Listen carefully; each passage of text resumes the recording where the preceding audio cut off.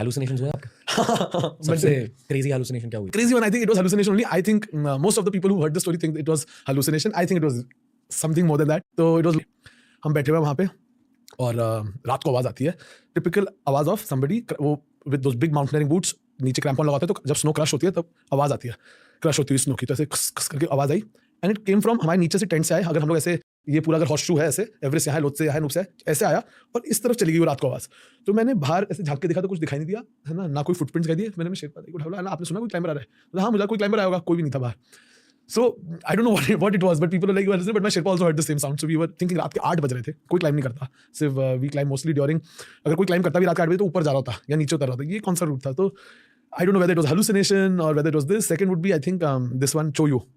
Definitely I think I did hallucinate quite a lot before I fell down and looking up and there were things which were going on. So I think I was hallucinating. First